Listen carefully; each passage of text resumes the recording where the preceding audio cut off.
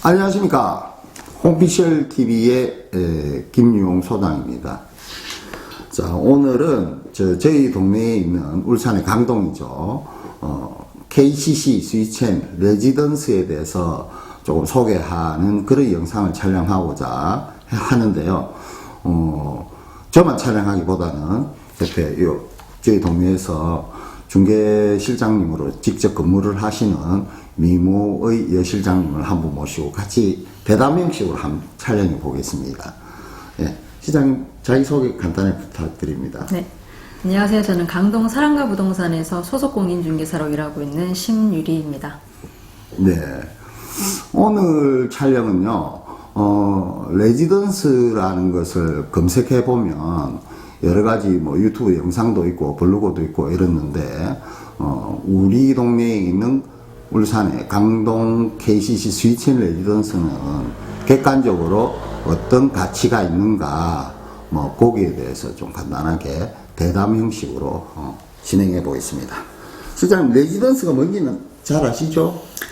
잘 알지는 못하는데요. 요즘 저희 부동산에도 재테크에 관심 있으신 분들이 많이 오셔서 사실은 뭐 실제로 오피스텔이나 레지던스 수익형 부동산 얘기를 많이 좀 드리고 있어요. 근데 예.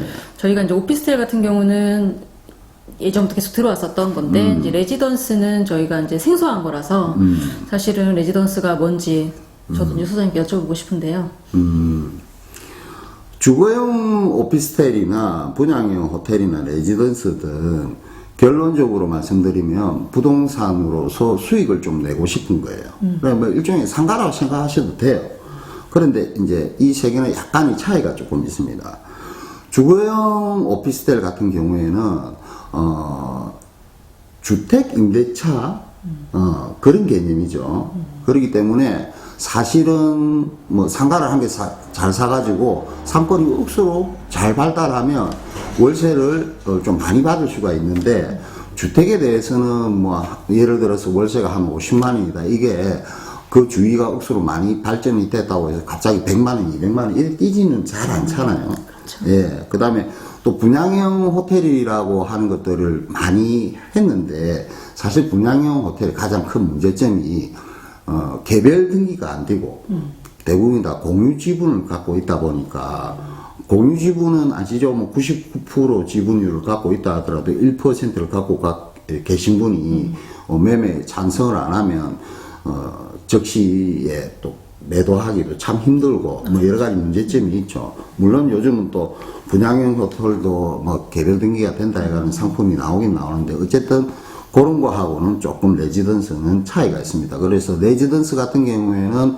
개별 등기도 가능하고, 그 다음에 좀 좋은 호재거리가 있고 이렇게 하면 수익을 좀 많이 낼 수 있는 그런 구조로 있어서 요즘 규제 무풍지대 뭐 어쩌고 하면서 하이브리드 같은 상품을 해서 요즘 좀 많이 인기가 있는데, 법제가 완전히 좀 정립이 안 돼가 있다고 해도 되죠. 그죠? 그러다 보니까 여러 가지 조금 애로사항이 있는 것들도 있고, 그것만 타결을 한다면 제가 볼 때는 레지던스는 괜찮은데, 뭐 그거는 전체 대한민국의 레지던스에 관한 얘기고, 우리 동네에 있는 KCC 스위첸 레지던스는 어떻는가, 그거를 먼저 한번 좀 얘기를 한번 해봅시다. 네. 네.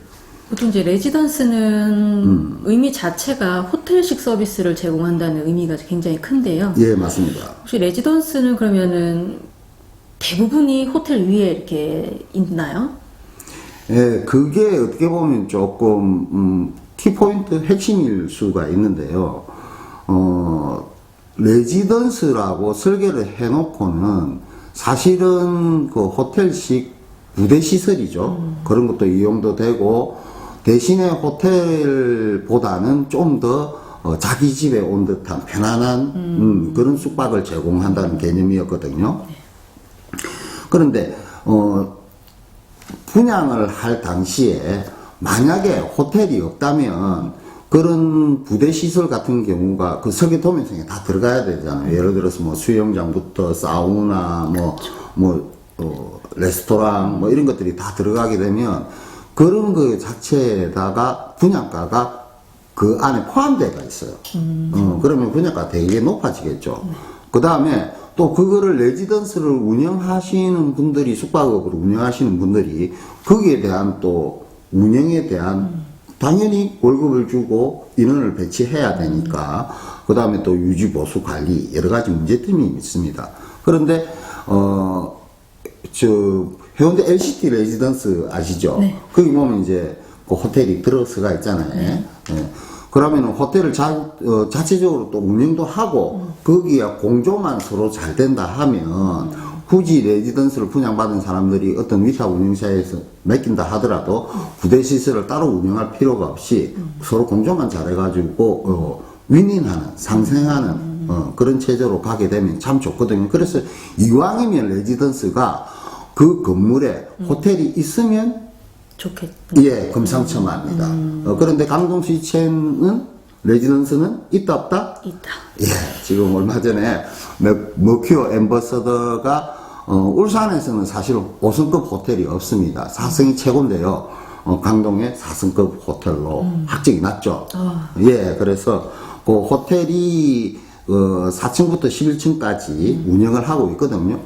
그리고 12층은 피난 안전구역이고 13층부터 탑층 34층까지 레지던스가 110개로 분양이 됐었는데 준공도 뭐 이미 올해 4월 달에 났고 그래서 운영을 하시는 분도 계시고 또 뭐 주거용으로 그냥 나는 너무 좋으니까 경관이 사시는 분도 계시고 그렇게 있는 거죠.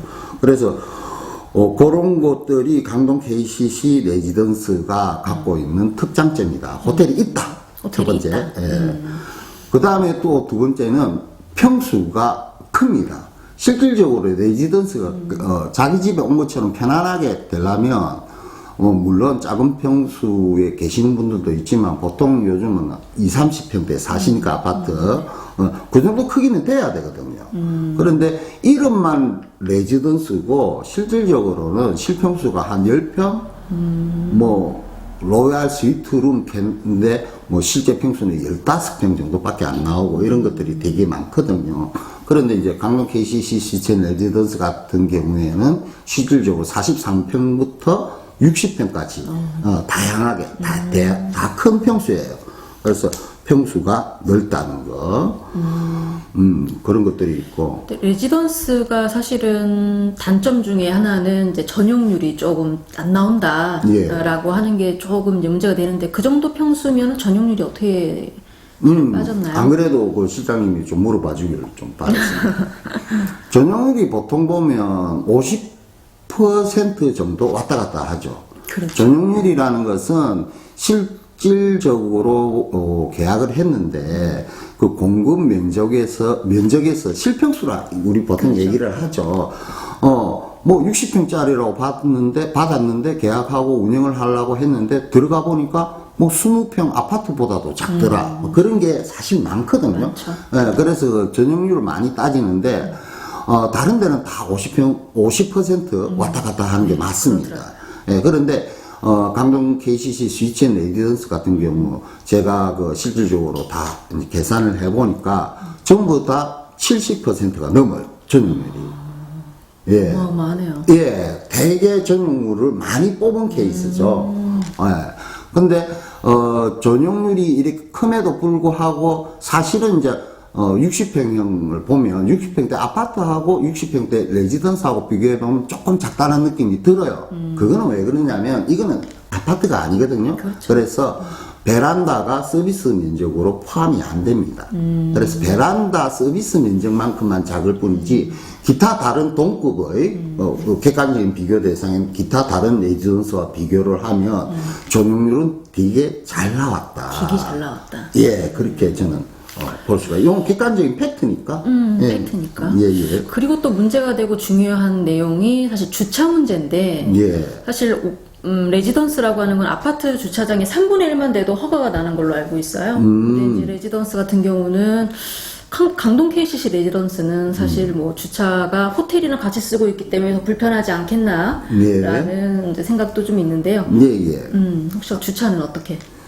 주차가 그래서 사실은 이제 이 상가는 이제 면적별로 하잖아요. 그렇죠. 네, 뭐 그 집 이제 레지던스도 상가와 똑같은 집합 건축 법에 의해서 이제 여러 가지 허가라든지 이런 걸 받기 때문에 거기에 따라야 되는데 강동 KC 스위치 레지던스는 110개를 분양했다고 제가 말씀드렸죠 앞에. 네. 예, 주차 대수는 161개입니다. 어떻게 그렇게 될 수가 있죠? 예, 왜냐하면 면적이 다 크잖아요.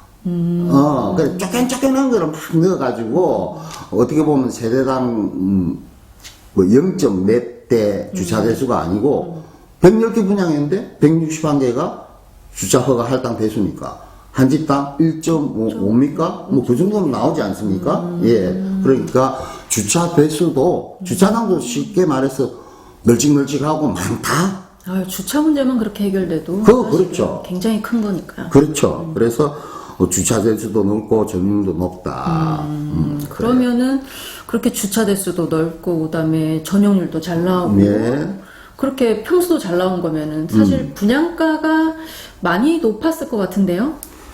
맞습니다. 분양가가 높았었어야 됩니다. 예. 높았다. 예, 벌써 제가 말씀드리니까 분위기 느끼시죠? 예, 분양가가 높았었어야 돼요. 그런데 착한 분양가예요. 근데 제가 볼 때는 이건 착하다 못해 뭐 7천만 원 미친 분양가 정도? 왜 그러냐 하면은 사실은 이 땅이 이제 호텔 부지였거든요. 지구 단위 계획상. 그런데 어떻게 이제 뭐 사실 우리 아파트가 한참 호황일 때 시행사 측에서는 조금 어떻게 보면 레지던스를 분양한다는 것 자체가 모험일 수 있어요. 그럴 수 있죠. 우리나라에서는. 그러다 보니까 안정적인 아파트를 좀 짓기를 원했겠죠. 그래서 이 부지에 아파트가 4동이 설계가 됐습니다. 그리고 분양이 되고. 네. 그리고 한 동 정도만 레지던스하고 호텔하고 상가를 이제 집합 건물을 지었는데요. 그러다 보니까 여기에 대해서는 사실은 뭐 조금 분양가를 높게 해가지고 이익을 많이 갖고 가겠다는 그런 차원이 아니고, 막말로 쉽게 말해서 본점만 찾으면 되니까, 그렇게 분양가를 괜히 높게 해가지고 미분양이 나는 그런 사태는, 막자. 그런 차원에서 분양가가, 평당 분양가가 어마무시 700만 원이었어요. 700만 원이요? 예. 아파트 분양가 정도 됐네요. 예, 근데 제가, 여기서 또 한 번 더 얘기하고 싶은 거는, 700만 원대가 아니고 700만 원이었어요. 700만 원대 이라면 보통 보면 799만 원 이런 거 많잖아요. 그게 아닙니다. 예, 계산해보면 이 타입 같은 경우가 733만 원인가 그래 나오고요. 네. 그 다음에 A 타입 같은 경우, 제일 작은 편도 43평이 제일 작은 편이었습니다만은, 그거 같은 경우에도 690몇만 원이 나와요. 그런데 이게 부가세 환급 전의 가격이에요. 부가세 조기 환급을 받으면, 대부분이 다 700만 원대 밑이에요. 그러니까 이 분양가가 사실은 엄청나게, 착하게 분양된 게 맞는 거예요. 정말 미친 분양가였네요. 예, 그렇죠. 근데 뭐 어쨌든 그때 6대1인가 7대1 청약률 해가지고 다 팔렸습니다. 하지만 피가 붙었다 하더라도 원 분양가 자체가 워낙 착했기 때문에 뭐 피를 좀 주고 이걸 또 구매를 하시고자 하는 분들은 그래도 싸게. 예, 지금 뭐 피가 뭐 1억씩, 2억씩 지금 우리나라에 붙어 있는 게 잘 없잖아요. 그렇죠. 네, 그러다 보니까 원 분양가보다 조금 더 피를 준다 하더라도 상당히 투자 가치가 있는 상품이다라고 말씀드릴 수가 있어요. 그러면요, 사실 레지던스는 정확한 명칭으로는 생활형 숙박 시설이잖아요. 예, 생숙이라 하죠. 생숙인데 생숙은 사실은 관광지에 많이 분포가 되어 있어요. 예, 맞습니다. 근데 저희 강동 같은 경우 사실 레지던스를 하나 받아서 내가 이거를 생숙으로 쓰려면 사실 관광객 유치가 많이 돼야 되잖아요. 그렇죠. 단기 뭐 투자로 하다기보다는. 예. 그러면 강동 앞으로 뭐 관광객 유치가 잘 되고 좋아질까요? 제가 이 동네에 살아서 절대 이 얘기를 들은 게 아닙니다. 아닌데, 강동은 앞으로 잘 될 수밖에 없습니다. 왜 그러냐 하면, 우리가 뭐 객관적으로 뭐 이 촬영을 하자 했으니까 팩트 있는 그대로 얘기를 드릴게요. 강동은 경주하고 양남 쪽에서 왔다 갔다 하기는 길이 괜찮은 편이죠. 포항 쪽하고. 그런데 사실은 울산 시내로 나간다든지 아니면 부산 쪽으로 이제 고속도로 그쪽으로 길이 외길이에요. 그렇죠. 예, 무령 터널로 지나가는 그 길인데 물론 뭐 북구로 가는 북구가 아니고 동구로 가는 길이 있습니다만은 결국 동구에서 또 시내 나가려면 또 이제 길이 좀 그러니까 그 외길이었는데 요건 지도를 잠시 보고 아이고 예, 말씀드릴게요. 네? 여기 산하지구인데 여기 바닷가 아니에요? 그쵸. 여기 지도상 안 나오는데 이쪽에 스포츠 중고등학교가 있잖아요. 네. 여기 보면 지금 여기에 이게 도로가 있어요. 네. 그 이쪽으로 해서 스포츠 중고등학교 쪽으로 길이 뚫힙니다. 외곽 순환 도로라 하죠. 여기 어디까지 뚫히냐면 KTX 역사까지 뭐 해가지고 가대 IC까지 길이 뚫혀요. 그러니까 어떻게 보면 도로가 되게 중요한데 거기에 대한 그 도로가 곧 납니다. 그런데 막 이때까지는 뭐 난다 안 난다 말만 있었는데 올해 그러니까 이번 달이죠. 이번 달에 설계비가 100억이 집행이 됐습니다. 집행됐다고 해서 그게 뭐 저희 강동부터 시작할까요? 아니면 가대부터 조금씩 오면은 강동은 뭐 언제쯤?